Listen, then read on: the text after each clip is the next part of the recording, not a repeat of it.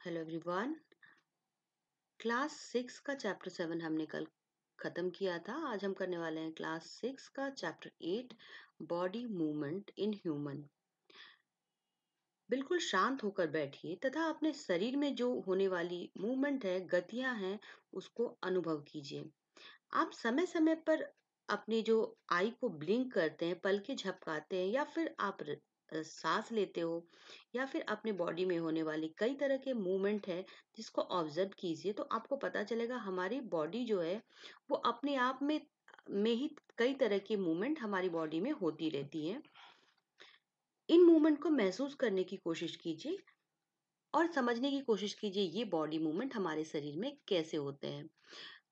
अपने इस लेसन में हम इसी तरह के कुछ बॉडी मूवमेंट्स को पढ़ेंगे कि हमारे शरीर में जो किस तरह की गति होती है और ये जो गतियां होती है ये कैसे होती है।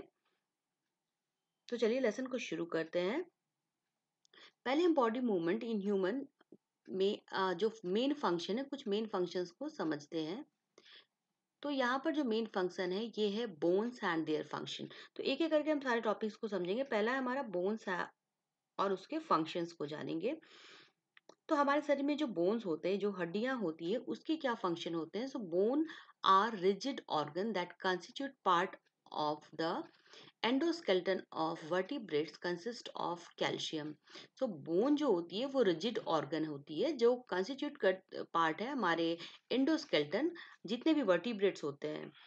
इसके पहले हमने जाना था कि क्या होता है वर्टिब्रेट और नॉन वर्टिब्रेट। जो वर्टिब्रेट होते हैं यानी कि जिसमें स्केलेटन होता है, उसके एक रिजिड ऑर्गन होता है जिसका जो जो कैल्शियम का बना होता है। And they support and protect the various organs of the body. ये जो बोन्स है ये सपोर्ट करता है जो वेरियस तरह के ऑर्गन्स है हमारे बॉडी के, उसको सपोर्ट करता है। और इसके अलावा it produce red and white blood cells and store minerals. So सिर्फ प्रोटेक्ट करना ही बोन्स का काम नहीं है, बल्कि बोन जो होता है वो सपोर्ट करता है और प्रोटेक्ट करता है वेरियस ऑर्गन्स की जो बॉडी में है।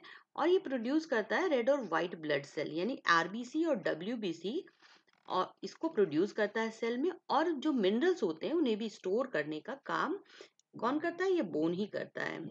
अब बूझो के मन में यहाँ पर एक सवाल है। Boojho wonders about movements in plants. He knows they do not move from place to place, but do they show any other kind of movements. So Boojho के मन में यहाँ पे सवाल है कि जो प्लांट्स होते हैं वो तो कहीं भी मूवमेंट नहीं करते हैं, तो फिर ऐसे में क्या उनके अंदर भी किसी तरह का मूवमेंट होता है। चलो इस पे थोड़ा सा बात कर लेते हैं कि जब आप देखोगे किसी प्लांट को, हम लोग इसके बाद ह्यूमन बॉडी पे आएंगे, पहले थोड़ा सा प्लांट्स को जान लेते हैं कि आपने देखा एक आप जब एक प्लांट होता है, एक छोटा सा प्लांट होता है, और धीरे धीरे वो जब ग्रो करता है और ग्रो करते करते वो बड़ा होने लगता है, तो आप जब देखोगे उसके भी एक फंक्शन को देखोगे। इवन अगर आपने सनफ्लावर का प्लांट देखा है, तो सनफ्लावर का डायरेक्शन सन की ओर अपने आप से हो जाना, वो भी एक तरह का मूवमेंट होता है। सो अब आपकी बॉडी में कई तरह के फंक्शन होते हैं, जैसे कि आप वॉक करते हो, रन करते हो, फ्लाई, जंप, स्क्रीप, क्रॉल और स्विम करते हो। सो ये सिर्फ एक कुछ फंक्शंस हैं। इवन जो एनिमल्स होते हैं वो एक जगह से दूसरी जगह जा सकते हैं, और डिफरेंट वे होते हैं एनिमल्स के मूव करने के लिए from one place to another. So why is it that many animals walk while a snake slithers और crawl and a fish swims. आपने देखा है मूवमेंट के लिए अलग अलग एनिमल अलग अलग तरह से मूवमेंट करते हैं। ह्यूमन जो होता है अपने पैरों का इस्तेमाल करता है, और अगर हम अलग अलग एनिमल्स को देखेंगे, स्नेक क्रॉल करके जाता है और मछलियां जो होती है वो स्विम करके एक जगह से दूसरी जगह जाती है। Human body and it's movement. अब ह्यूमन बॉडी की हम बात कर रहे हैं यहाँ पर, तो ह्यूमन बॉडी में अगर आप थोड़ा क्लोज लुक देखोगे, कुछ मूवमेंट ऐसे with begins before looking at all the varieties of movements in animals. So do you enjoy doing physical exercise at school. क्या आपको पसंद है इस तरह के फिजिकल एक्सरसाइजेस करना स्कूल में। और अगर आप फिजिकल एक्सरसाइज करते हो तो आप किस तरह से अपने हैंड्स को, लेग्स को मूव करते हो।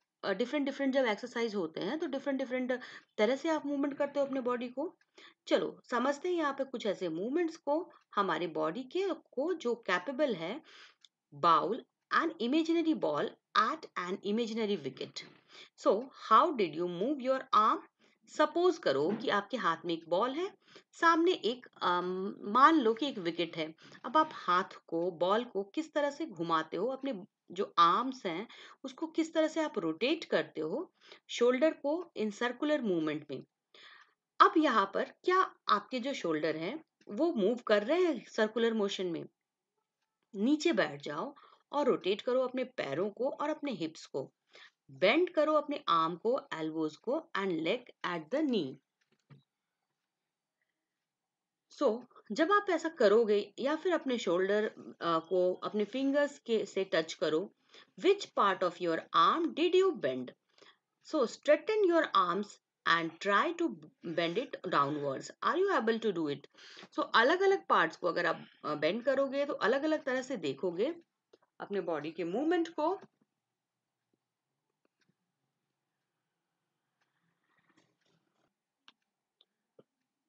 तो ठीक उसकी तरह जैसे आप हाथ को इमेजिनरी मूवमेंट से हाथ को मूव करते हो और आप देखते हो कि जो अलग अलग बॉडी पार्ट्स हैं आप उसको मूव करने की कोशिश करो और आप महसूस करो कि क्या आप हर पार्ट को हर तरह से सर्कुलेटरी मोशन में मूव कर पाते हो।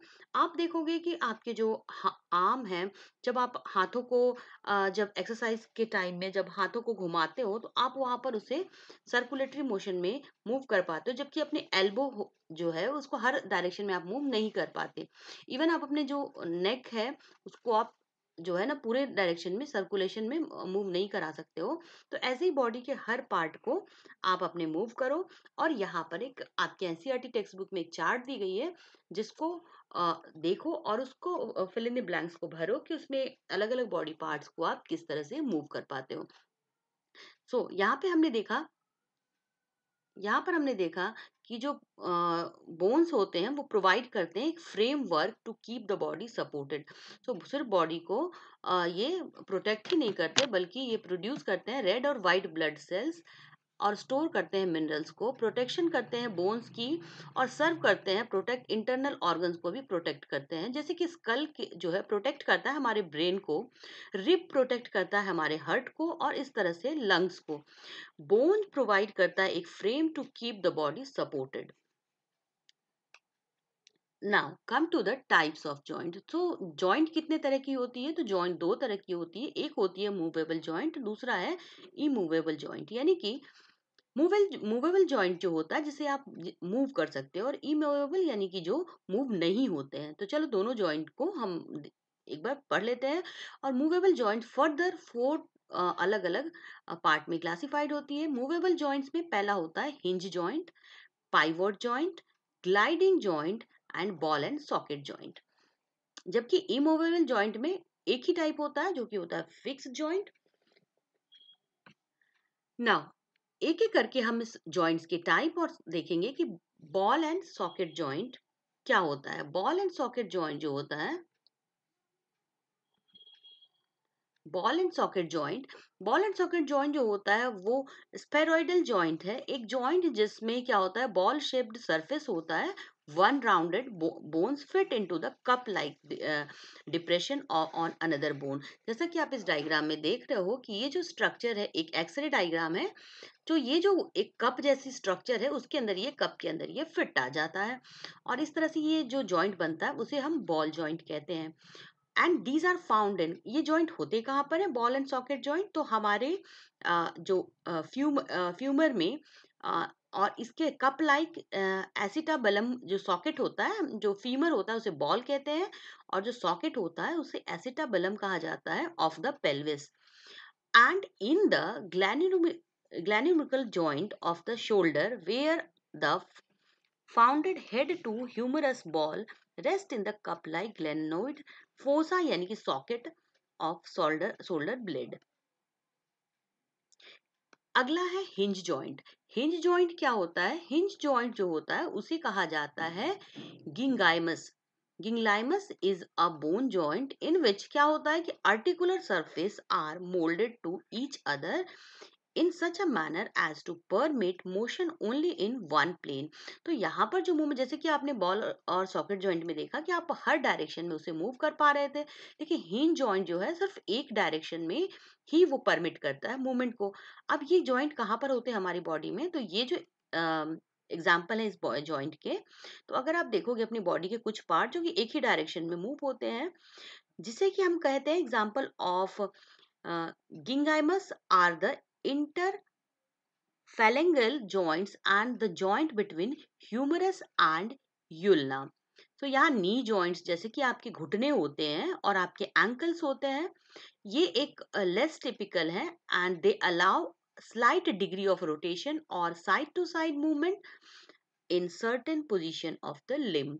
so यहाँ पर आप इसे हर डायरेक्शन में मूव नहीं कर पाते हो और आप सिर्फ इसे एक डायरेक्शन में या फिर कुछ एंगल्स तक ही मूव कर सकते हो। अगला है pivot joint. Pivot joint allow करता है rotation which can be external. For example यहाँ पे देखेंगे रोटेटिंग एंड आर्म्स आउटवर्ड। अगर आप अपने आर्म्स को बाहर की तरफ घुमाते हो और इंटरनल यानी कि एज आप आर्म को इनवर्ड रोटेट कराते हो, सो when rotating the forearm these movements are typically called pronation and supination। So the joint यहाँ पर इनेबल करता है हमें मूव करने के लिए हेड अप, यानी कि जो आपके हेड होते हैं उसे आप ऊपर की तरफ घुमा सकते हो, राइट और लेफ्ट कर सकते हो, क्योंकि यहाँ पर ये जो हमारे नेक में ये जॉइंट प्रेजेंट होता है, पाइवट जॉइंट। सो आप ऐसे में क्या करते हो, ऊपर नीचे मूव कर पाते हो अपने, जैसे कि आप अपनी गर्दन को नीचे की तरफ झुका सकते हो, सर को, या ऊपर की तरफ ले जा सकते हो, राइट और लेफ्ट ले जा सकते हो, लेकिन आप एक राउंड यानी कि सर्कुलेशन में वहां पर मूव, तो इस तरह के जॉइंट को हम बोलते हैं pivot joint. Let's move to the gliding joint. So gliding joint क्या होता है, एक प्लेन जॉइंट होता है, जैसे कि arthrodial joint, gliding joint, plane articulation is a synovial joint which undergo under physiological conditions allows only gliding movement। so यहाँ पर सिर्फ ग्लाइडिंग मूवमेंट जो होता है वो हो सकता है, और ऐसे कहाँ पर कौन से पार्ट में बॉडी के होता है, ये अपोज करता है surface of bones are flat और almost flat, with movement limited by their tight joint capsules. तो ये जो मूवमेंट होती है वो एक लिमिटेड मूवमेंट होती है, जो कि एक जॉइंट कैप्सूल होता है, काफी टाइट होता है, जिसकी वजह से ये सिर्फ और सिर्फ लिमिटेड जॉइंट्स ही कर पाता है। और ऐसे जॉइंट्स टिपिकली फाउंड होते हैं हमारे रिस्ट यानी कि हमारी कलाई में और हमारे एंकल्स में। अगला है फिक्स जॉइंट। फिक्स जॉइंट कुछ जॉइंट ऐसे होते हैं जो हमारे जैसे कि एग्जांपल है कि हमारे head are different from those we have discussed at it doesn't move. अब अगर आपने सर के अंदर की बात करोगे यानी अपने स्कल की बात करोगे, तो आप अपने स्कल के किसी भी पार्ट को कहीं भी मूव नहीं कर पाते हो। ऐसा इसलिए होता है क्योंकि यहाँ पर फिक्स्ड बोन्स होते हैं और ये जो जॉइंट है फिक्स्ड जॉइंट होता है। एंड ये जो सिर्फ ओनली जैसे कि आपके टीथ हैं, अपर जॉ है या फिर स्कल है या फिर आपकी टीथ है, जिसको आप कहीं भी मूव नहीं कर पाते हो, ये एक फिक्स जॉइंट का एग्जांपल है। ये फिक्स जॉइंट यहाँ पे होता है जो कि कहीं भी मूव नहीं करता है, ये फिक्स होता है जिस वजह से आप इसको मूव नहीं कर पाते हो। यहाँ पे कुछ इंपॉर्टेंट क्वेश्चंस आते हैं जो हमने टॉपिक देखा अभी इसी टॉपिक से। What are the function of human body. Function क्या है ह्यूमन बॉडी का, the function of human body are ये they give us frame to our human body. So जो बोन्स होते हैं हमारे बॉडी को फ्रेम देते हैं और ये प्रोटेक्ट करते हैं some important organ in our body. They help us to move our body and they produce RBC, WBC and store phosphorus and calcium. And question number 2 is what are cartilage. Cartilage क्या होता है, cartilage एक part होता है हमारे skeletal system का that are not as hard, जैसे bone की तरह वो हार्ड तो नहीं होता, इजीली बेंट हो सकता है, हो जाता है, फाउंड इन पिन्ने। जैसे कि पिन्ने क्या होता है, जैसे नोज का जो पार्ट होता है फ्रंट पार्ट, या फिर ईयर का जो पार्ट होता है जो सॉफ्ट पार्ट होता है वहां पर ये प्रेजेंट होता है। जैसे top and between the joint and bones, ये जो कार्टिलेज है ये हमारे जॉइंट के बिटवीन में या फिर टॉप में, ये सब में प्रेजेंट होता है, जिसकी वजह से ये जो एक सॉफ्टनेस, एक तरह से जैसे आप बोलोगे कि आप जब किसी मशीन में ग्रीस डालते हो तो इस तरह का काम करता है ये cartilage. Now why joints can't move without muscle, अब जो जॉइंट होता है क्यों नहीं मूव कर पाता है बिना मसल के? इट इज बिकॉज मसल जो होते हैं वर्क करते हैं पेयर में। एग्जाम्पल, जब हम लोग क्लोज करते हैं अपने एल्बो को बाइसेप्स की तरफ, यानी कॉन्ट्रैक्ट करते हैं, और ट्राइसेप्स जो होता है रेस्ट करता है, और जब आप ओपन करते हो आप एल्बो को तो ट्राइसेप्स यहाँ पर कॉन्ट्रैक्ट होता है और बाइसेप जो होता है वो रेस्ट में चला जाता है, और जहां पर वो इनेबल करता है joint in our elbows can move easily. अगला सवाल है कि why bone marrows are important for us, तो किस तरह से बोन मैरो इम्पोर्टेंट है हमारे लिए? जो बोन मैरो होते हैं वो फ्लेक्सिबल होते हैं और सॉफ्ट सबस्टेंस होते हैं जो कि प्रेजेंट होता है हमारे बोन में, और ये प्रोड्यूस करता है, बोन मैरो ही प्रोड्यूस करता है आरबीसी और डब्ल्यूबीसी, यानी कि रेड ब्लड सेल और वाइट ब्लड सेल को, जो कि हमारी बॉडी में, एक ह्यूमन बॉडी में एंटीबॉडी का काम करते हैं। एंटीबॉडी होता है हमारे ब्लड का। जब हमारी बॉडी किसी भी डिजीज काउजिंग माइक्रो ऑर्गेनिज्म से फेस करती है, उस समय यही जो डब्ल्यूबीसी और आरबीसी हमारे ब्लड में प्रेजेंट होते हैं, वो इससे प्रोटेक्ट करते हैं। So next question is why adult have less bone than babies. आपने सुना होगा बच्चों की बहुत सारी हड्डियां होती है और जैसे जैसे वो ग्रो करते हैं तो उनकी हड्डियां कम होने लगती है। ऐसा क्यों होता है? सो ऐसा इसलिए होता है कि जो बेबीज होते हैं उनके उनके जो बोन्स होते हैं वो सब आपस में जॉइंट नहीं होते हैं बर्थ के समय। तो अराउंड कम से कम 300 हड्डियां होती है उनकी, जो धीरे धीरे क्या होता है वो धीरे धीरे ज्वाइन हो जाते हैं, और ज्वाइन होते होते वो तकरीबन 206 हड्डियां उनकी हो जाती है जब वो ज्वाइन हो जाते हैं आपस में तब। इसलिए आपने देखा होगा कभी भी एक छोटे बच्चे की जो बॉडी होती है काफी सॉफ्ट होती है, आप उसे देखोगे, और एक जैसे जैसे वो ग्रो करता है उसकी हड्डियां चूंकि जुड़ने लगती है आपस में, और ये उसकी संख्या भी कम हो जाती है, 300 से घटकर वो 206 हो जाती है। अगला सवाल है what is the difference between endoskeleton and exoskeleton. इस दोनों में क्या डिफरेंस है? तो एंडोस्केलेटन जो होते हैं वो स्केलेटन होते हैं that are found inside the endoskeleton, हमारे बॉडी के भीतर पाए जाते हैं, जैसे कि स्कल इन ह्यूमन। आपके जो ह्यूमन का जो स्कल होता है वो एंडोस्केलेटन है, और exoskeleton that are found outside the body, जो ऐसे स्केलेटन जो बॉडी के बाहरी हिस्से में पाए जाते हैं, जैसा कि आपने स्नेल को देखा होगा, उसके ऊपर जो एक सेल होता है लगा होता है, स्नेल के ऊपर एक सेल लेकर वो घूमते हैं, तो कुछ इस तरह से उसका स्ट्रक्चर होता है, अपना स्नेल देखा होगा, और इस तरह से उसके ऊपर में, उसके पीठ के ऊपरी हिस्से में एक हार्ड पार्ट निकला होता है स्नेल का। तो ये जो होता है इसको बोलते हैं exoskeleton. What are the difference between ligament and tendon? So ligament और टेंडन में क्या डिफरेंस होता है? Ligament are thread like structure that joins two bones together, and tendon are thread like structure that joins muscles with bones or better body movement. So अच्छी body movement के लिए muscles को join करने का काम करते हैं टेंडन, और लिगामेंट जो होता है वो दो हड्डियों को ज्वाइन करने का काम करता है। अगला है what is the difference cartilage what is the difference between cartilage and bone? So bone जो होता है वो bone can be bent easily are not brittle, but so यहाँ पे सॉरी, कार्टिलेज जो होते हैं, यहाँ पे मिस प्रिंटिंग है, तो कार्टिलेज को जो है ना इजीली मूव कर सकते हैं और ये ब्रिटल नहीं होते, लेकिन हड्डियां जो होती है it can't be bent easily and are brittle. So अगर इसे यहाँ पर आप देखोगे तो सो ये था हमारा लेसन, और लेसन के बाद हम चलते हैं अपने क्वेश्चन आंसर सेक्शन में।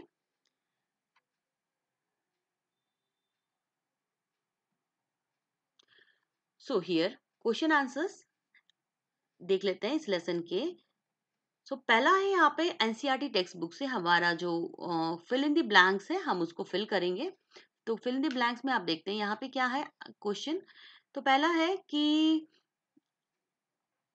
Joints of bones help in the so joints of bones helps in the dash of body. तो किस चीज में हेल्प करती है? तो जॉइंट्स जो होता है that joints of bone help the movement of the body. Combination of bones and cartilage forms the skeleton. Next is the bones at the elbow are joined by a dash joint. So joints जो होते हैं अभी अभी हमने पढ़ा कि जो वो किस तरह से joint होते हैं, तो वो hinge joint से जुड़े होते हैं। आगे है joint जो होता है हिंज जॉइंट से जुड़े होते हैं। The contraction of the muscle, जो मसल्स में जो कॉन्ट्रैक्शन होता है वो कौन सा होता है? Pulls the bone during movement, वो हड्डियों को पुल करता है मूवमेंट के दौरान। अगला सवाल है हमारा, इन यहाँ पे ट्रू और फॉल्स लिखना है आपको। तो चलो देखते हैं ट्रू और फॉल्स यहाँ पर। तो पहला है सवाल हमारा कि the movement and locomotion of all animals is exactly the same. क्या जो है मूवमेंट और लोकोमोशन ऑल द एनिमल्स का सेम होता है या अलग होता है? तो अभी अभी हमने पढ़ा, तो ये बिल्कुल गलत है, फॉल्स है, क्योंकि सभी एनिमल अलग अलग तरह से मूव करते हैं। जैसे कि फिश है वो स्विम करके मूवमेंट होता है, हमने पढ़ा था अभी लेसन में। So it is a answer is false. The cartilage are harder than bones. So ये फॉल्स होगा, क्योंकि कार्टिलेज जो होते हैं वो स्मूदर देन बोन्स होते हैं। और finger bones do not have joints. तो ये भी फॉल्स है, क्योंकि फिंगर बोन्स में आप देख सकते हो जॉइंट्स होते हैं। The forearm has two bones. It is true, forearms जो है वहां के टू बोन्स होते हैं वहां पे। और ई यानी कि cockroaches have an outer skeleton. ये भी ट्रू है, आपने देखा होगा कि जो कॉकरोच का बाहरी पार्ट होता है वो हार्ड होता है, तो स्केलेटन जो होते हैं उसके बाहरी हिस्से में होते हैं कॉकरोच में। आगे देखते हैं, match the column 1 with column 2। So here upper jaw, so upper jaw क्या है? अपर जॉ का जो मूवमेंट है यहाँ पे देखेंगे, अपर jaw is an immovable joint. Upper jaw जो होता है वो इमूवेबल जॉइंट होता है उसका। और नेक्स्ट है फिश। फिश की जो होती है बॉडी में फिन्स होते हैं उनकी बॉडी में, जो कि उनकी they have a streamline body. Ribs, ribs क्या होता है? रिब्स प्रोटेक्ट करता है हर्ट को। Snail, snail shows very slow movement. Cockroach has an outer skeleton and can fly in the air. Now answer the following. Question answers पे आ जाते हैं, क्वेश्चन आंसर्स कर लेते हैं इस लेसन के। तो क्वेश्चन आंसर्स में हमें what is a ball and socket joint. So ball and socket joint क्या होता है? In a ball and socket joint the rounded end of one bone fits into the cavity. The cavity क्या होता है? Cavity बोला जाता है hollow space को। हॉलो स्पेस जो होता है बोन का, तो दूसरी बोन के हॉलो स्पेस में जो होता है एक बोन फिट हो जाता है, and it can allows the movement in all directions. Now which of the skull bones are movable? So which of the skull bones are movable? So lower jaw bones, that is mandible bone, is only movable bone in the skull bone. So skull bone के अंदर सिर्फ और सिर्फ lower jaw bone होते हैं, वो movable होते हैं। Now next question and last question of this lesson, why can our elbow not move backwards? So elbow जो होती है, elbow joint हिंज जॉइंट होता है। तो हिंज जॉइंट होता है, और ये हिंज जॉइंट जो होता है वो अलाउ करता है movement in a plane only, and hence it is not able to move backwards. So hinge joint जो होता है वो सिर्फ एक ही डायरेक्शन में आप इसे मूव कर सकते हो, इसलिए आप एल्बो को बाहर की तरफ तो खोल सकते हो लेकिन पीछे की तरफ नहीं ले जा सकते हो, क्योंकि ये हिंज जॉइंट होता है इस वजह से। आई होप आपको लेसन अच्छे से समझ में आया होगा। कोई भी डाउट हो तो आप कमेंट में लिख के पूछ सकते हो। We will meet soon in our next video. Till then, goodbye and take care. Thanks for watching.